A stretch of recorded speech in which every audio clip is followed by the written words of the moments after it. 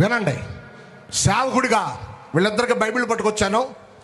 ఈ బైబిల్ ఎక్కడి నుంచి వీళ్ళిద్దరు క్యారీ చేయాలి, ఎక్కడికి వెళ్ళిన వీళ్ళ బ్యాగుల్లో ఉండాలి. రాంబాబు గారు బ్యాగ్లో ఉండాలి సార్. ఏనాకాలం అలవాటు అనుకోండి బైబిల్ పట్టుకోవడం. మీరు బైబిల్ పట్టుకోవాలి. బైబిల్ ఇవ్వడం గల కారణం ఏంటంటే వాక్యము మనుషులను బ్రతికిస్తుంది. ఆమేన్. మనుషులను వాక్యము కడతంది.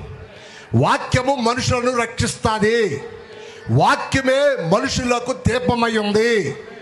వాక్యమే మనుషులకు జీవమై ఉంది. ఆమేన్. ఆ వాక్యాన్ని ఇద్దరికి ఇచ్చాను. ఇప్పుడు ఇద్దరు మార్చుకుంటారు. ఒక నిమిషం మార్చుకుంటారు. మార్చుకునే ముందు మీ కుడి చేతి ఇటు సాపండి. అందరూ ఇక్కడ వేరే భాష వాళ్ళు ఎవరన్నా ఉన్నారేంటి? చేతుల పైకి అతను కుడి చేయ. అందరూ నేను చెప్పించి చెప్పండి. కృప కలుగును గాక. మళ్ళీ గట్టిగా గట్టిగా ఆపకుండా అందరూ చెబుదాం. కృప కలుగును గాక. అందరూ గట్టిగా ఆపకుండా కృప కలుగును గాక అనాలి. బైబిల్ మార్చుకోండి. ఓపెన్ చేయండి. వాడేది నీవే వెలుగువై నీవే ఆలయమై నా నిత్యత్వమునకు ఆద్యంతమై. నీవే వెలుగువై నీవే ఆలయమై నా నిత్యత్వమునకు ఆద్యంతమై.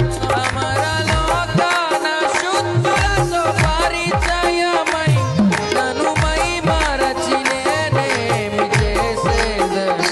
అమరలోకాన శుద్ధులతో పరిచయమై నన్ను మై మరచి నేనేమి చేసేదను.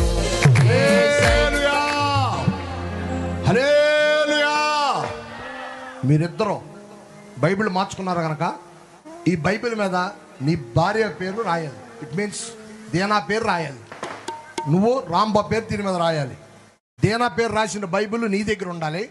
రాంబాబు పేరు రాసిన బైబిల్ నీ దగ్గర ఉండాలి. దేనా పేరు రాసింది నీ దగ్గర, రాంబాబు పేరు రాసింది నీ దగ్గర కాదు. ఓకే, ఎక్స్చేంజ్ చేసుకున్నారు. చిన్న ప్రార్థన చేస్తా. కనులు మొత్తం. గనుడా, మహాదేవుడా, సర్వశక్తిమంతుడా, జీవాధిపతి నిన్ను స్తుతిస్తూ ఉన్నాం. ఇదిగోనయ్యా వాక్యమై ఉన్న దేవుడా, వాక్యము ద్వారా వీళ్ళిద్దరిని కలిపినందుకు నిన్ను స్తుతిస్తూ ఉన్నాను.